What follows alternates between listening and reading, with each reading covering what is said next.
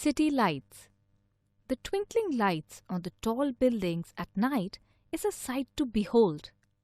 Let us make this night city scene together. You will need crayons, glue, white poster paint, black origami paper, cotton bud.